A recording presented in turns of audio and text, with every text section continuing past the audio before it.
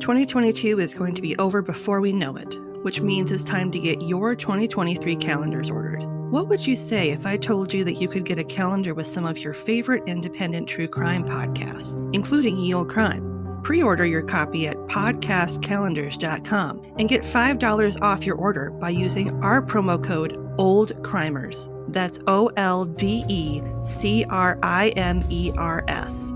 And if you order before November 30th, you can get an additional 10% off. That's podcastcalendars.com, code OLDECRIMERS. Don't miss your chance to spend May with us, and we'll see you next time with another tale as old as crime. We are Cultivate. Cultivate. Cultivate. Cultivate. Cultivate. Cultivate. We are Cultivate.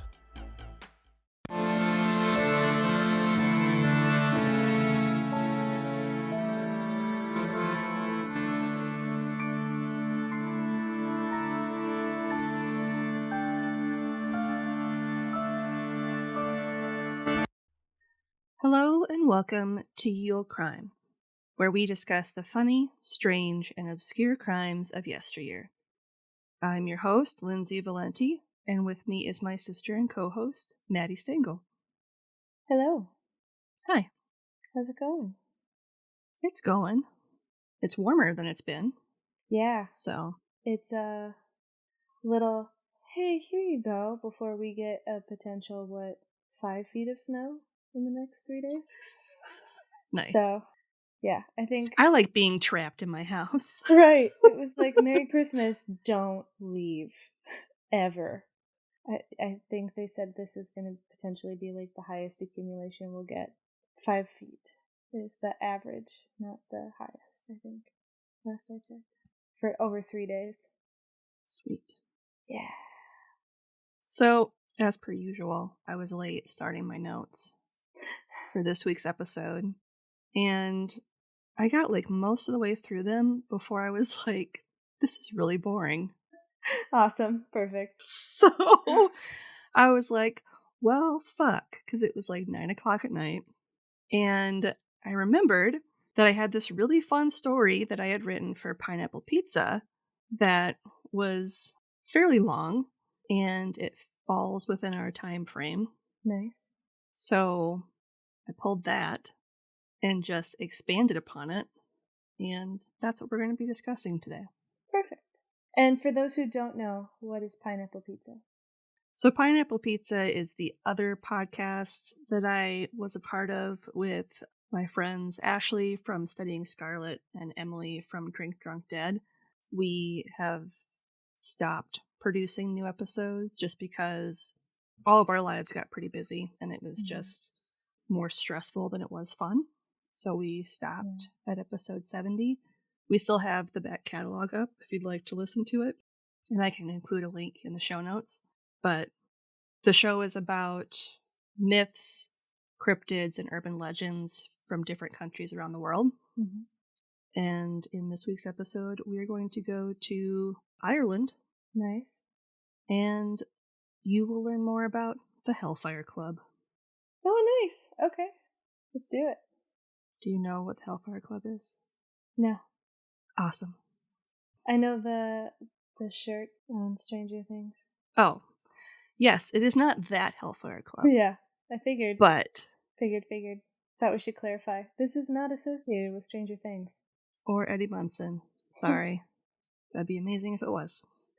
Anyway. He's actually from Ireland in the early... whatever period of time we are in. He's from the 18th century. He just time traveled to the 1980s. I mean, honestly, stranger things have happened on that show, so that would check out. Mm-hmm.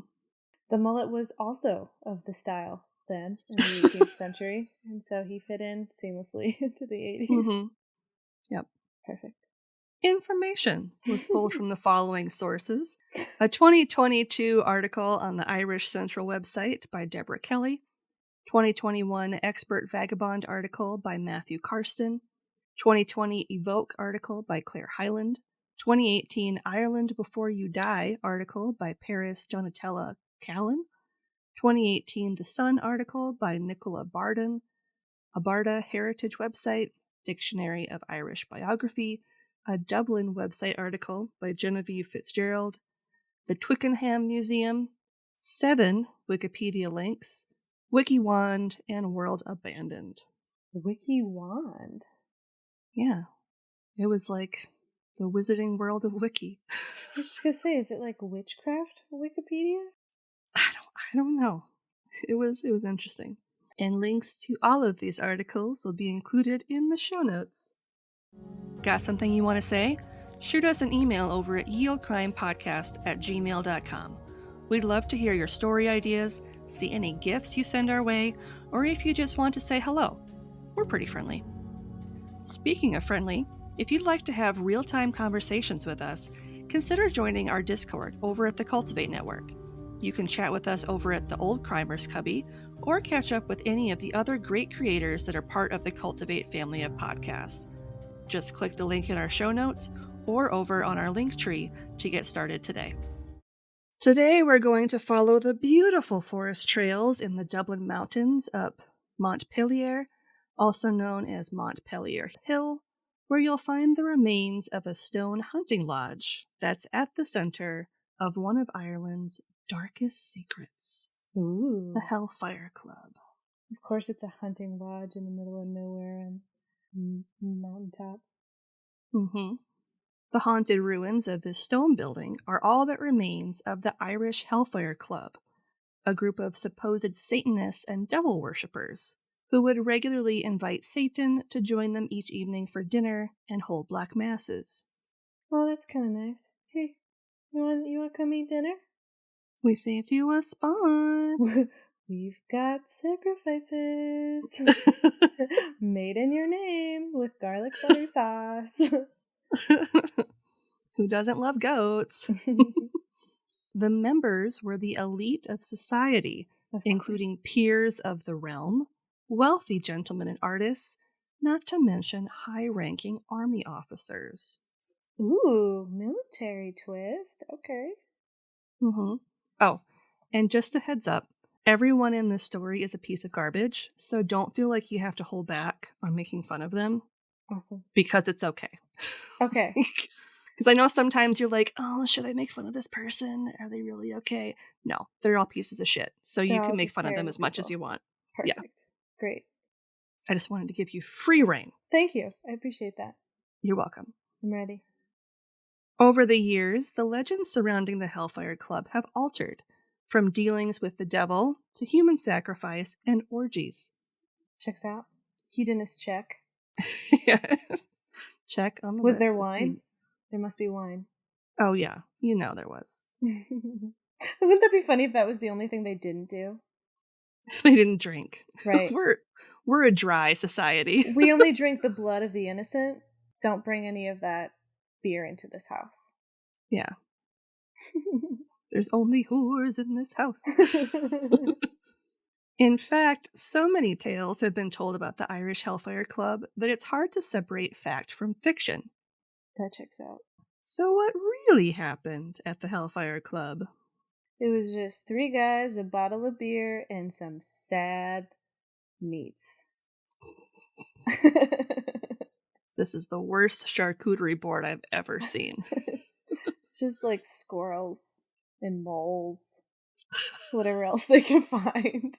Just a bunch of snails. Some nuts they foraged on the way up to the top of the mountain. Berries that make them sick later. Mm-hmm. These berries gave me dysentery. What? Dysentery berries. How is that possible? Only found in Ireland. For thousands of years, the crest of Montpelier was the site of an ancient cairn, or a mound of rough stones built as a memorial or landmark. Nice. That included a passage grave. Ooh. Mm-hmm. Don't like that. Sure. The cairn is believed to date back all the way to the Neolithic period, which is 4500 to 2000 BC. Dang. A passage grave or passage tomb is a structure that includes numerous burial chambers, usually covered in earth or protected by stones, that includes, as the name suggests, a narrow passage made of large stones in order to access the various chambers. Typically, the dead would be buried with objects significant to them, such as pins made of bone or antler, stone pendants, quartz or tools, or a form of pottery known as carokeelware, which are red clay pots in a variety of sizes with a round bottom, and they're decorated with stab and drag patterns. Nice. So it's like ye old pampered chef. I want to die with my pots and pans. They're super pretty, so I was like, I wouldn't mind that. That sounds nice. If I were to die in that age, you know I'm about to be buried with a bunch of rocks. What were her most prized possessions? Rocks. Rocks. So many rocks. They just cover you in stones. It's just a goblin. Who's buried here? You know, Maddie, the stone lady. The crazy stone lady. The pebble peddler. Buried under the thing she loved most. This ancient burial ground just happened to be located on a very nice hill. So nice was this hill that in 1725, William Connolly, the Irish Speaker of the Commons, decided to purchase it and the surrounding Rathfarnham estate from Philip Wharton, 1st Duke of Wharton.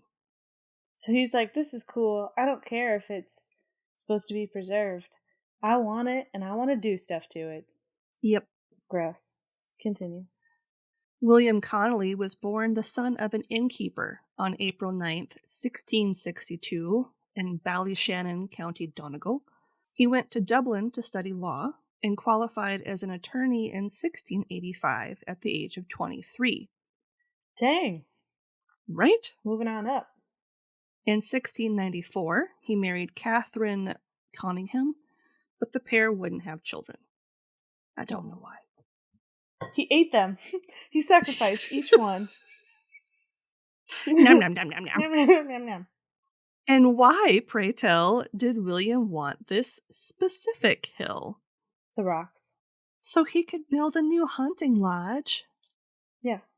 Duh. In fact, William decided it was a great idea to use the very stones from the sacred cairn to build his lodge. Listen, he's just reducing, reusing, and recycling. Mm-hmm. With horrible consequences. Yep. Really intense, terrible consequences. How dare he use my rocks? Right? Desecrated your rock tomb. Even though he used sacred ghost stones, the lodge was actually quite luxurious and included a hall and reception rooms on the first floor, which can no longer be accessed because the stairs were destroyed. Who needs stairs? Stairs are for losers. Stairs are for people that don't care enough. Right. Stairs just mean you're not motivated. You're just not trying hard enough. All those weird, like, TikTokers and, like, Facebook video people are like, stairs are a barrier real to your best self. Parkour. And then they break their legs. Jump into your truest potential. They're like, they're sponsored by, like, what's that, like, calcium supplement? The osteoporosis drugs.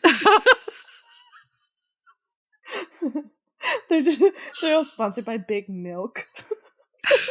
Big Milk. Not dairy. Just milk. Big Milk. Big Milk. The ground floor included the kitchens and servants' quarters, and the lodge itself was named Montpelier after the hill. Nice. When construction of the lodge was completed, the roof blew off shortly after, and many believed it to be the work of the devil as a form of retribution for the destruction of the burial site. But wouldn't the devil like the desecration of a burial site? Wouldn't he be like, haha, that's hilarious? Maybe they were his peeps, and he was like, listen, these people liked me. They made me these beautiful pots. Right. Fuck you. Where's my yield pampered chef? I have fingers that need roasting that I just recently plucked. I have so many babies to eat, and I have nothing to cook them with. So many babies. So little pottery.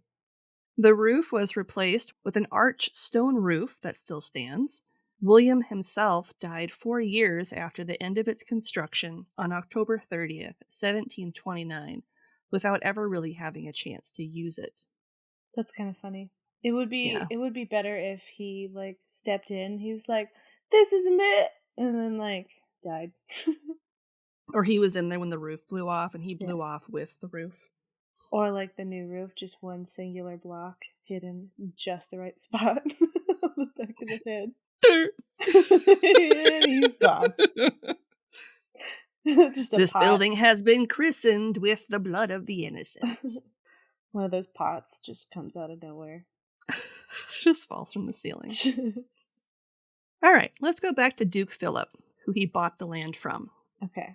Philip Wharton, first Duke of Wharton, was born the son of honest Tom Wharton, who was the first Marquess of Wharton, and his second wife, Lucy Loftus, on December 21st, 1698. That was a lot of very fancy names. It was. Even Lucy. Like, Lucy Loftus? She sounds like Lois Lane. And conveniently, Loftus of the Loftus Hall Loftuses. Remember that episode we did? My first thought initially was Loftus. Of Loft House cookies? The sugar cookies? That's incredible. You know, delicious. Wow. Delicious and timely, considering it's December. I had no idea that those cookies were royal. Like, wow, that's so incredible. And Irish. Wow. Who knew? I mean, it is a giant shortbread cookie, so it checks out. Oh, of the Loft House. Great. Yeah, perfect. Yeah. No. Witty, well-educated, and eloquent, he succeeded his father in 1715 at the age of 16. A month later, he eloped with Martha Holmes, who was the daughter of Major General Richard Holmes. Sorry, how can a 16-year-old boy be witty? I don't know. And like... I don't know, his dad died. His dad died. He just absorbs all of his information. All of his wit and education. Right. I am now so witty and intelligent. Thanks, Dad. And I'm going to marry... Right after your death. That's a month later. 17-year-old boy getting married. Ooh. Oof. Yeah. Okay. After traveling for 2 years to France and Switzerland, he returned to Ireland, where he entered the Irish House of Lords as Marquess of Catherla when he was 18. He was dubbed Duke of Wharton by King George I in 1718 at the age of 19. He escalates quickly. Yeah. He's on Facebook telling you how to manifest your dreams. Yeah. Listen, at 15, I knew nothing. I was garbage. I had manifested my dad to die so I could absorb his knowledge and take on the family name. Now I'm witty and successful. Now I'm the Duke of Wharton. Live your dreams. Reach for your dreams. Now we're going to get a little sad. The following year, his wife gave birth to a son named Thomas, who died the following year from smallpox. Aww. But don't feel too bad, because it turns out that the Duke was a notorious drunk. Right. A drunk who also happened to be the founder of the original Hellfire Club in the United Kingdom in 1719.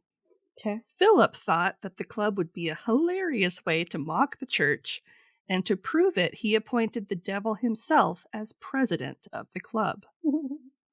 The devil was like, listen, my calendar is so full up. I don't know if I can commit to this. I also am a troop leader for the Boy Scouts of America. Like, I got lots of responsibilities. Right. And they're like, what's America? He's like, you'll find out. You'll find out. Just you wait. It's going to be great. Let me tell you about this thing called colonization. Don't worry. Follow your dreams. A lot of you will go there because of colonization. Manifest your dreams. Just like manifest destiny. Oh, history is trash. History is All right. horrible. It's all bad. All right. Philip became Grand Master of the Premier Grand Lodge of England in 1723, and following the death of his wife in 1726, he married Maria Theresa O'Neill O'Byrne, who was a maid of honor to the Queen. Okay. So he's moving on up. Yeah, and he married her just 3 months after his wife died. Yeah. He's like, listen, I don't have children. I don't know how to take care of this house. Somebody needs to do it for me. I have so many responsibilities. I'm secondhand to the devil in this club. Satan needs me. I don't know what to tell you. He does. Drowning in debt, Philip was considered a dangerous person to be around. It's said that he exposed himself at his wedding to the entire wedding party, including the bride, to show her, quote, what she was to have that night in her guts, end quote. That's hilarious. I'm so sorry. That's just such a sad thing to do. I love that, like, they always still say, like, my dick is so big, it's gonna get into your guts, girl. Like, even back then. That's amazing. So everybody knows this is the type of heat I'm packing. As you were. Let's dance. Let's get wasted. She has to like go back to the Queen the next day for work. As her maid of honor. I have been horribly disgraced, Your Grace. Did your new husband just whip his dick out at your wedding? Yes, my queen. Yes, he did. Yeah, he did. Philip enlisted in a Spanish foot regiment and died in the monastery at Poblet at the age of 32. Good. Yeah. Alexander Pope, a poet, satirist, and letter writer, wrote at length about Philip's death in his first moral essay in 1731, stating, quote, Wharton, the scorn and wonder of our days, whose ruling passion was the lust of praise. So was letter writer the position bloggers have today? Probably. Check out how bitchin' my letter writing skills is. Right. Listen, I've got letters of all your favorite high-ranking officials and local pig farmers. You want to know about it? I wrote a letter. In the life and times Right. of Alexander Pope. It's unclear when and why Williams Hunting Lodge became the base of operations for the Hellfire Club, as it's believed the club would meet at several different establishments, one of which being Eagle Tavern on Corkhill, near Dublin Castle. Maybe because they were like, we can't get away with as much stuff here. We need to be further away in the wilderness. Yeah. Where it's made out of ghost stone. Ooh, ghost stones. Perfect. In 1735, the lodge would fall into the hands of the Irish Hellfire Club's founder, first Earl of Ross, Richard Parsons, who was known to dabble in black magic, as one does. Just dabble. As well as a portrait painter and actor named James Warsdale. So a pick-me girl. Got it. Yeah. Richard Parsons was born in 1696 as the second Viscount and first Earl of Ross, and the only surviving son of Sir Richard Parsons, first Viscount Ross, and his third wife, Elizabeth. Okay, so he's the only surviving one because he used the black magic to manifest them out. And death. Right. Listen, lightning bolt. You're really harsh in the vibe. You're harsh in the vibe. I gotta let you go. Including wife 1 and 2. Richard was married several times. The first to Mary Paulette on June 25th, 1714, at the age of 18, with whom he had a son named Richard in 1718 and a daughter named Elizabeth, of which I have no information because she's a girl. Those are like the most common names of that time, too. Mm-hmm. Well, I mean, he was a dick, and then his son was a dick. Yeah. And following Mary's death on October 15th, 1718, he remarried to Frances Claxton in 1719. Okay. So a year after his son's birth. At least he waited a year, Yeah. I guess. It's better than the last guy. Right. He was elected the first Grand Master of the Freemasons in Ireland in Oh. 1725 at the age of 29, and then again in 1730. Look at him. I know. Freemasons. Richard was, unsurprisingly, a bit of a piece of shit. I was going to be like, gross? He got off on shocking pretty much everyone he encountered, not to mention the fact that he was a gambler, habitual drunk, and our favorite, a womanizer. Yeah, I think the several wives is proof of that. Mm-hmm. He believed himself to be a bit of a hilarious prankster. Oh, with dead cats or something? No. I killed your cat. Joke.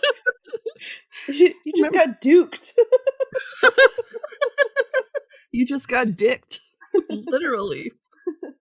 He would regularly greet his neighbor, a member of the clergy named Dr. Madden, while fully nude. Yeah. Okay. Yeah, Just a that pro. type of Pro guy. prankster. Okay. Nice prank. This is my dick.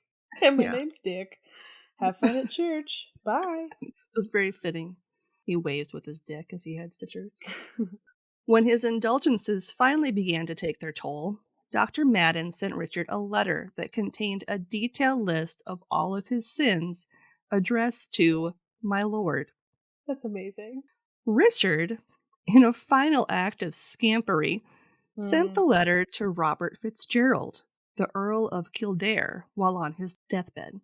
The Earl was outraged by the supposed attack of his character, which included, quote, whoring, gaming, drinking, rioting, turning the day into night, blaspheming his maker, and in short, all manner of wickedness, end quote. Yeah. He was so upset that he confronted Dr. Madden about the letter. Oh. By the time the two had connected and the matter had been cleared up, Richard was already dead, having achieved his last laugh. That's kind of great. That is a little great. And the funniest part is, it wasn't even like the letter was addressed to him, and he just forwarded it on to somebody else. Who's like, what the fuck? Who did this? What up? I don't even know you, Dr. Madden. Why are you writing a letter to God? Help me. I don't whore around. I don't turn the day into night. What is happening here? Dick's like, that's what we do on Tuesdays. Turn down for what Tuesdays? Live fast, die young. Another member of the Hellfire Club was the Master of Revels, James Warsdale, who would go on to establish another Hellfire Club of his own, in Asketon in County Limerick. All right. Born into poverty, he worked as an apprentice to portraitist Godfrey Kneller. He would get fired from his apprenticeship after secretly marrying Godfrey's niece. Nice. Whoops-a-doodle. She was hot.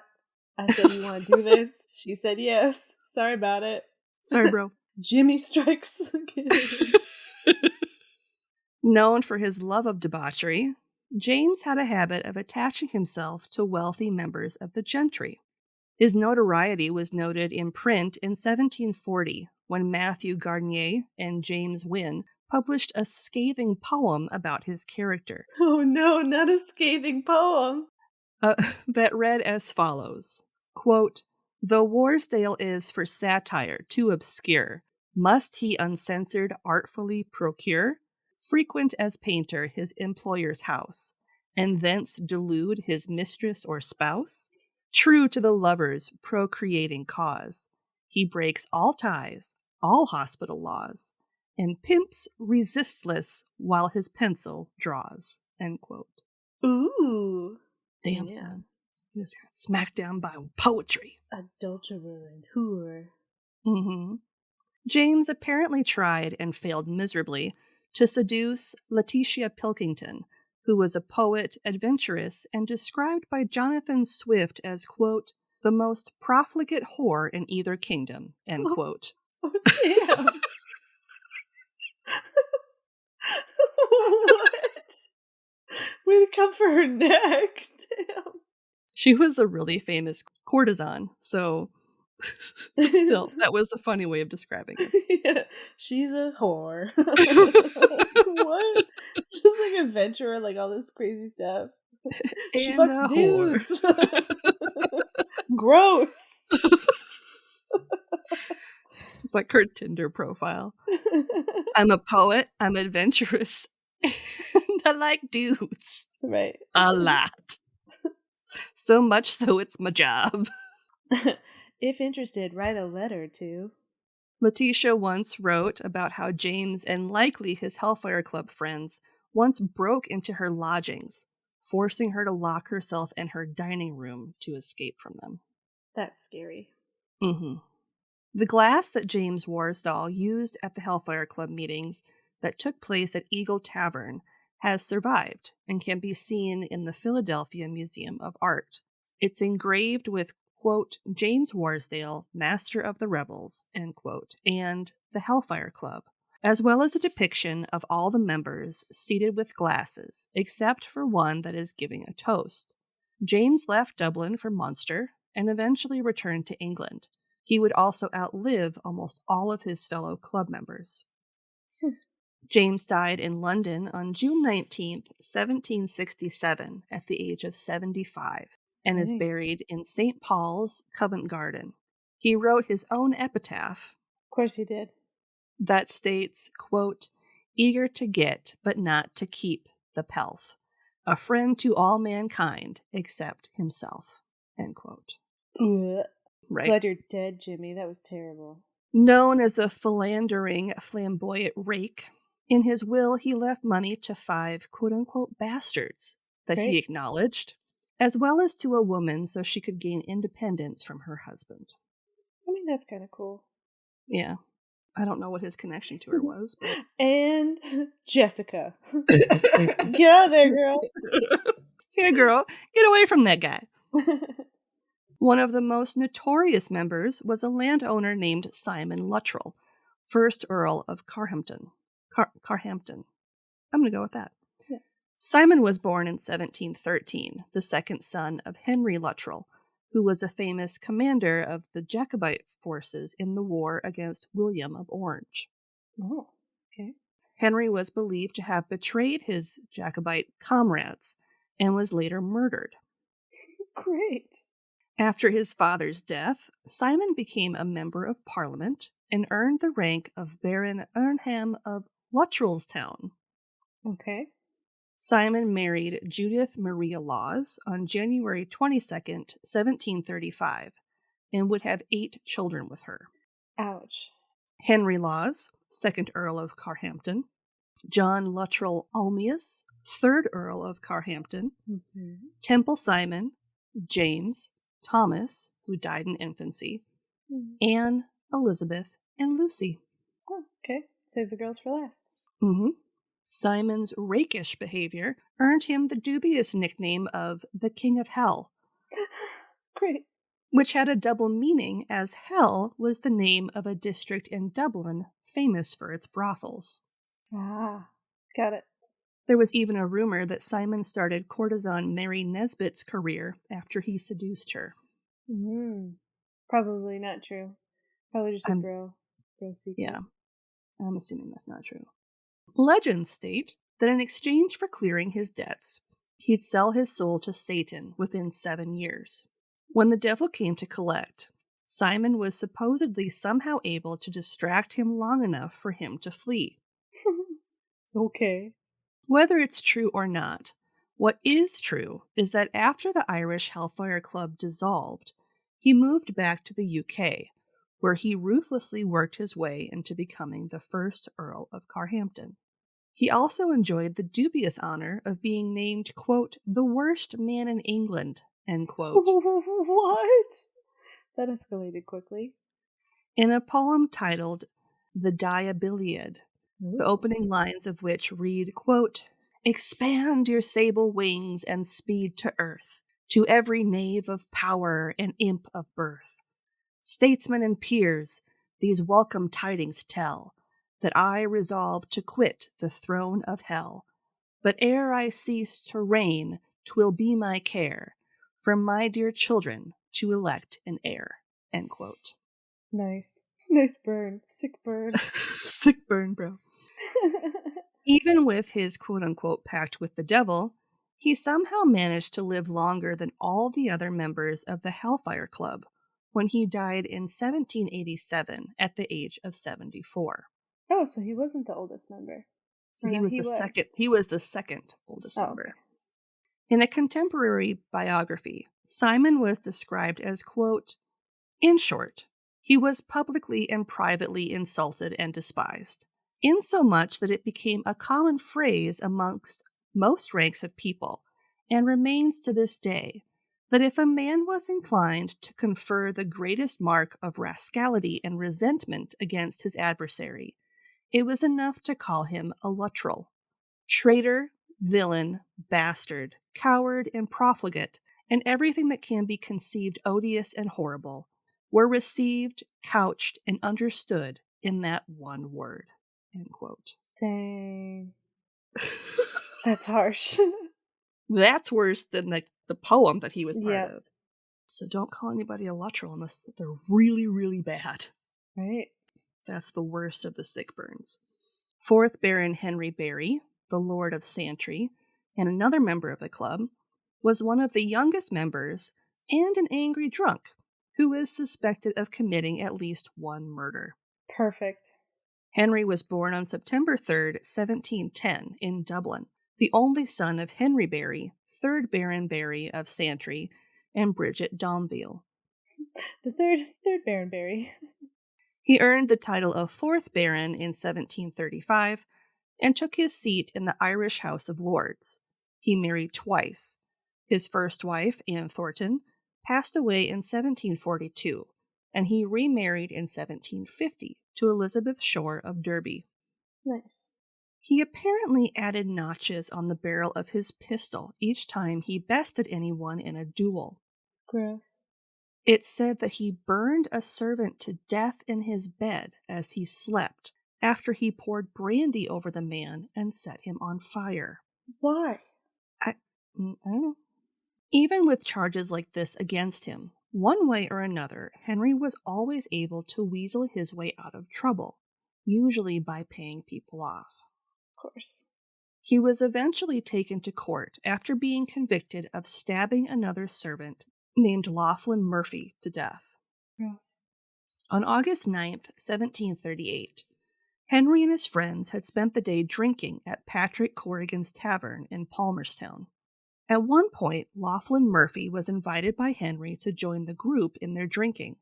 As the night progressed, many of the members left until all that remained were a man named Mr. Humphreys, Laughlin, and a super drunk Henry. Great. Henry argued repeatedly with Mr. Humphreys, and at several times attempted to pull out his sword, but he was too drunk to do so. Dang. Enraged, he stormed out of the room and collided with Laughlin. He tossed Laughlin back and threatened to run through the next man who spoke. Unfortunately for Laughlin, he, quote, wished that no one might offend the noble lord, end quote. And with that uttered, Henry plunged his sword into Laughlin's side. Jeez. Laughlin didn't die from the wound, but Oh. from an infection on September 25th, 1738, after several agonizing weeks of illness. I mean, kind of a fitting death. The attack happened on August 9th, and Yeah. he didn't die until September 25th. Henry was arrested and indicted for murder. He demanded a trial by his peers, Oh, of course. which took place at the Irish Houses of Parliament on April 27th, 1739. So, way later. Of course. The case, as you can imagine, garnered a lot of public interest. The defense argued that Laughlin had died from a long-standing illness, a rat bite, or from inadequate medical care. Oh. You know, one of those. Not the gouging hole in his side. Yeah. Regardless, it was evident by everyone that Henry was guilty, and he was given the death sentence. Henry was able to get a full royal pardon on June 17th, 1740, after which he had his title and estates restored. Gross. Why? His uncle Domville even paid off all of his enormous debts. It's disgusting. I hate that.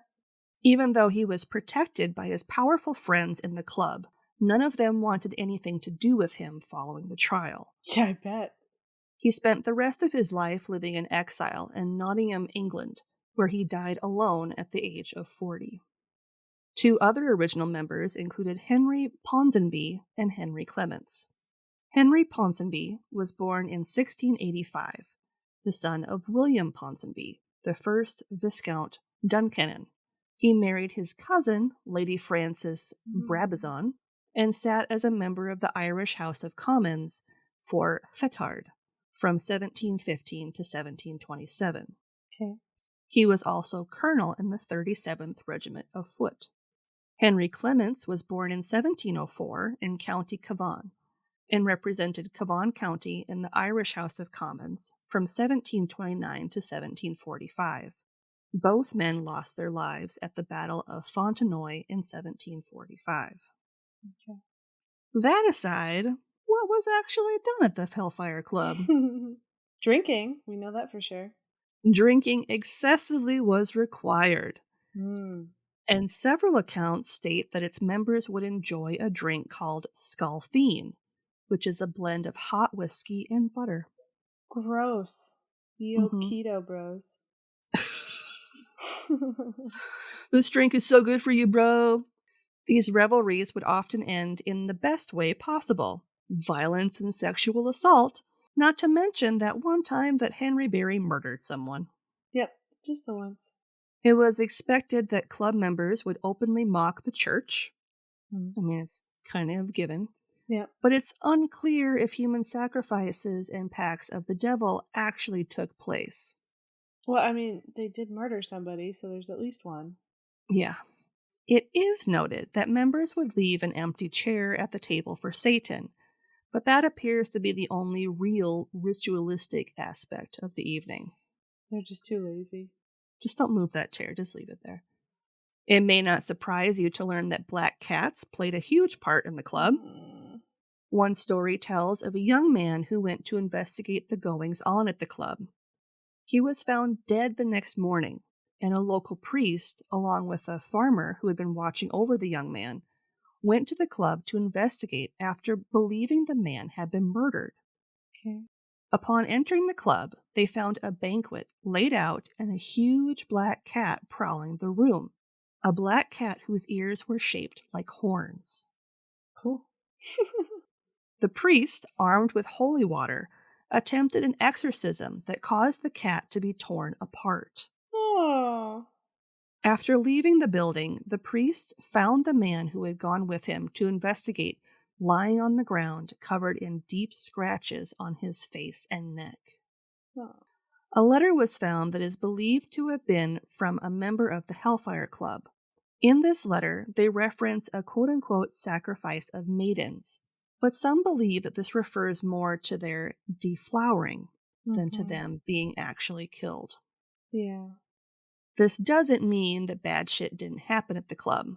There are accounts that one of the rituals of the club included, quote, this is really bad, the dousing of a cat in scalfine before setting it on fire. Great.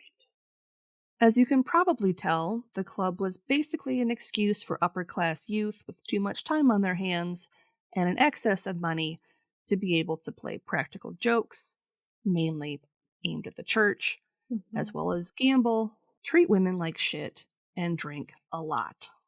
Great. William's hunting lodge / Hellfire Clubhouse was at one point or another damaged by a fire in the 1750s. Maybe from one of the cats? Ugh. The origins of which have, like most of the rest of the tale, become a bit of a legend. One story says that William's son burnt it to the ground because he didn't want to have to renew the lease. Nice. Another says it was burned on purpose to add to its hellish appearance. For aesthetics. It's also said that a footman spilled a drink on the coat of Burnchapel Whaley, who prompted the Catholic-hating man to set the poor footman on fire. Great. This fire, which I'm sure is part of what gave old Burnchapel his charming name, reportedly engulfed the club in flames and killed several of its members, effectively putting an end to the club. Good. In one story about the goings-on at the club, it said that on a snowy night, a stranger came to the lodge seeking shelter from the cold and was invited in by the members so he could take part in their drinking and games of poker. While they were playing, one of the members dropped a card on the floor, and when he bent down to pick it up, he happened to notice that their mysterious stranger had cloven hooves. It's said in one legend that the next day, the lodge was found burned with just the stone shell it is remaining. The only clue as to what happened was a trail of cloven hooves burned into the snow. Totally normal thing. And if you'll remember from our episode about Loftus Hall, that story was also used at Loftus Hall. So it's a very common story. Yeah. After the decline of the club and the fire at Montpelier, meetings were moved down the hill to Killikee Stewart's house. The trial of Henry Barry brought the Hellfire Club's activities to life, and many of its remaining members died in the 1745 Battle of Fontenoy. The club officially ended in 1760. The Hellfire Club Part 2 came about thanks to old Burnchapel's son, Buck. Buck, okay. Who instead dubbed it the Holy Fathers when he revived it in 1771. Okay. As if the first iteration wasn't bad enough, Buck and his fellow members took hell-raising up a notch, if the stories are to be believed. There are rumors of kidnappings, murders, crazy wagers, and even cannibalism after they supposedly killed a farmer's daughter. That's horrific. Buck had repairs made to the hunting lodge and meetings resumed there for 30 years. As Buck grew old, as we all do, he apparently felt the need to repent for all his wrongdoings. In memoirs he penned, he stated that he could feel the devil creeping down the aisle towards him as he was praying one night at church. The experience scared him so much that he left Ireland entirely and instead relocated to the Isle of Man, effectively ending the Irish Hellfire Club once and for all. Yeah, because, traveling by boat will get away from Satan. Totes. Yeah, he doesn't like water. He hates water so much. In 1798, about 7 years after the club officially disbanded, a man named Joseph Holt visited Montpelier Lodge and noted in his memoirs that it was starting to fall apart. Joseph was a general of the Society of the United Irishmen, and he noted that he spent a night in the ruins while on the lam after the conclusion of the 1798 rebellion. The land that the lodge occupies was sold by the Connolly clan in 1800 to a bookseller and politician named Luke White. The property passed to the Massey family of Limerick for several years via inheritance before it was eventually purchased by the state. You can still visit the remains of the hunting lodge at the crest of Montpelier, but beware if you do. A number of strange encounters have been reported there over the years, including having necklaces and bracelets pulled by unseen hands. Nope. A woman named Tina Barco of the Paranormal Researchers Ireland shared an encounter at the Hellfire Club to newspaper The Sun that reads as follows, quote, 2 things happened there on separate nights that I haven't been able to explain and that absolutely terrified me. We were up the Hellfire one night, a group of 8 or 10 of us. Around 1 a.m., we went in and put the equipment on the floor. Vibration sensors and electromagnetic spectrum, or EMS, equipment. And we knew that up there is no electricity. We stood in a circle, and the next minute there was a thud.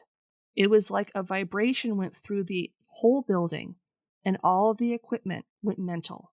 One of the guys was in the hall, and he is a cynic, and he said a black shadow crossed him. 100%. A tall black shadow. No thanks. Another guy started getting sick, and then a girl said she heard a whisper in her ear, very clear, and it just said, "Get out." Yeah. Okay. Sounds great. All in the course of 1 minute. Chaos. That was the first time ever I called an end to the night and said we didn't feel safe. End quote. Jeez. Today, members of the public are allowed to access the building that is maintained by Cuate, the Irish Forestry Board. You can visit from 7 a.m. to 9 p.m. April through September and 8 a.m. to 5 p.m. October through March. Nice. And that is the Hellfire Club. Well, that was all bad. Thanks. Mm-hmm. You're welcome. Gross. Hashtag that sucked. If you're interested in ad-free content, consider supporting us with a one-time donation either over on Buy Me a Coffee or our Venmo page, both of which are in our link tree and in the show notes. If you'd like early ad-free content, not to mention some bonus material, become a member of our Patreon today for as low as $1 a month. Hi, I'm Chelsea, the host of Crime and Crime Again. On my podcast, I cover lesser-known true crime cases. I tell the stories that you may not have heard before. Join me in bringing light to the stories of the missing and murdered, and being a voice when their own has been silenced. You can find Crime and Crime Again anywhere you listen to your favorite podcasts.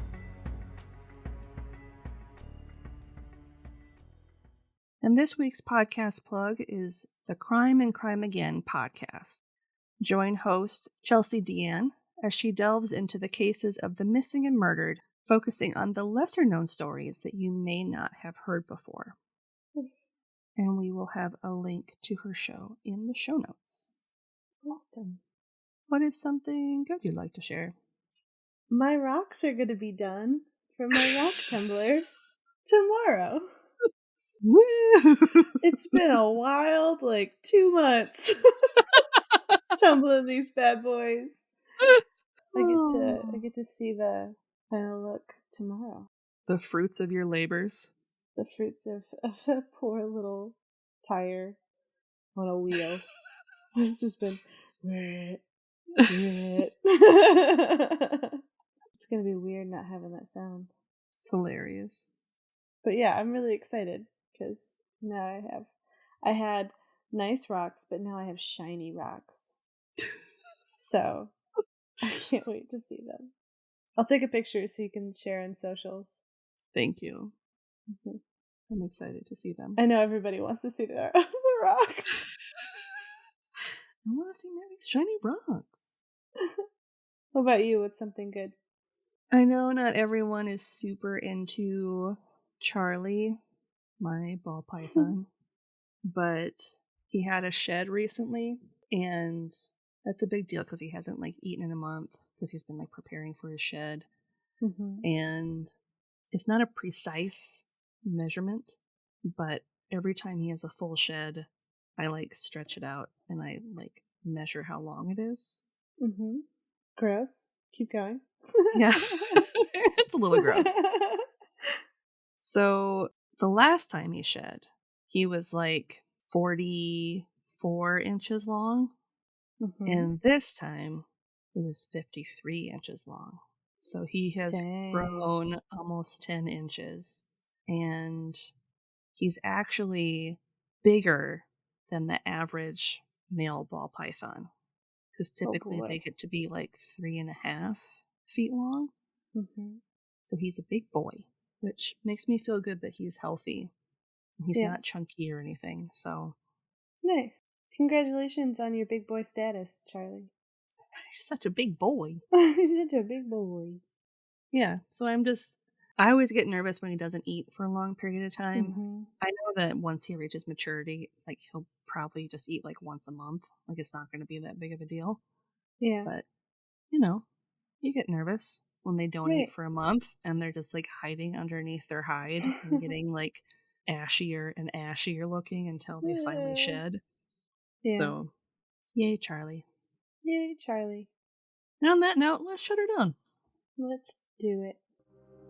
If you want a playlist of all our episodes on YouTube, click the link in our show notes or in our link tree and subscribe today for not only a list of our full catalog, but a separate list as well, just of our Can You Crack the Cramp Word segments.